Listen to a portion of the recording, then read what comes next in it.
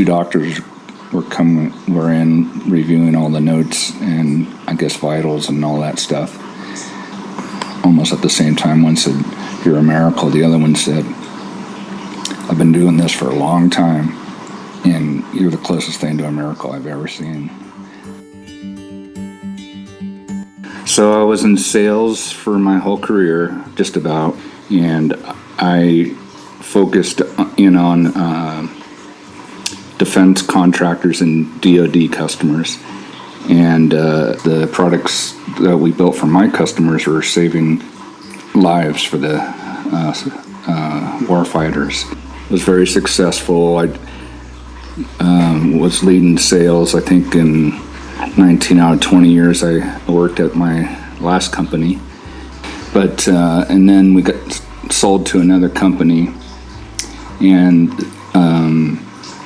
was salesman of the year the first year, even though I put in less effort that year than I probably ever had.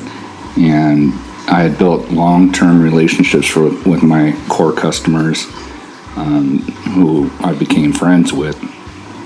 I lost one contract the year before my accident that would have been probably $1 million to me, maybe more, and I didn't get it because we couldn't take care of the current order we had. So that was pretty devastating. And so anyway, so we get to that Christmas break, 2016. I took 2 weeks off. On the first day back, I lived up in the mountains, and I was driving down. It was rainy, and I started, and I think I'd fallen asleep, hit a tree, and that tree saved me from going down a cliff and hit my head pretty hard, but had to tow that car in, did really bad damage, and got a rental car. Next day I went to work. Coming home on the highway, I get rear-ended at a high rate of speed when the traffic suddenly stopped. And that one did a lot more damage, which I didn't realize right at first, but I would try to go back to work and I couldn't do it. And then the fourth day I got another rental car, and I took it out of the garage and I hit just about everything in sight, and I guess it just took a little while for the concussion to take effect and the brain injury. So I was dizzy and confused and fatigued. After not missing a day that I can remember in my career, I had to take months off. So I was up at my house and trying to rest. I actually stopped driving at that point after that last accident. So anyway, I stayed at home and can't even remember that time, to be honest with you, and what I did. But then that fateful day of the 27th, my wife had told me several times not to go down that hill and cut trees and do stuff. But of course I didn't listen to her, and I thought I was invincible. And I'd go on that hill, and several times I would scrape and bruise, and had some short falls on the hill.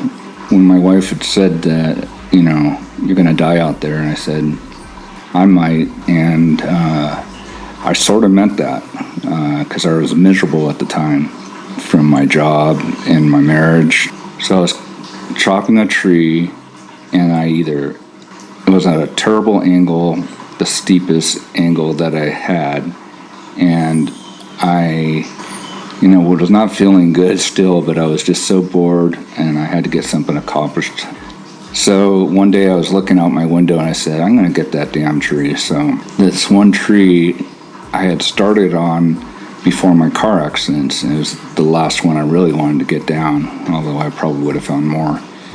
I went out there with my tennis shoes, shorts, neck brace, soft neck brace from my car accidents, and took my new axe and started chopping it. I do remember hitting it quite a few times, and then I don't remember what caused the fall. If I slipped, it was kind of slick out there and steep, or maybe I passed out or fainted from my head injuries. But I remember going down that hill and landing, my head hitting a rock, and it was like no sound I've heard before, but it was my head against a boulder, and so the boulder was stronger than I was. I woke up what I think was about an hour later, and just the feeling of what it felt like when I woke up. I was lying down on a steep hill. I had no idea where I was, in pain, on this hill that's slanted down. And then I started hyperventilating and really believing I was going to die. And that's when I heard from God and saying, Jason, you will have injuries the rest of your life. You will lose your dream house, your luxury cars, all your trappings from your wealth. Your wife will leave you, and you'll be happy for the first time in my life. I heard the 3 helicopters over the top of me, which was surreal. And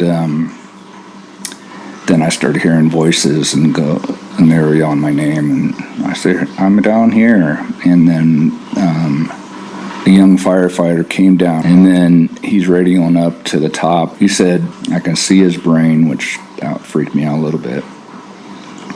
And then the chief asked how my vitals were, and he goes, that's the crazy thing. His vitals are almost perfect. I don't know how that's possible. And then they took me via helicopter to Stanford. 2 doctors were in reviewing all the notes and I guess vitals and all that stuff. And they thought I was out of it. One said to the other, how in hell is this son of a bitch alive? And I remember looking up and barely seeing them, and I said, my name is Jason Levy, but I am going to live.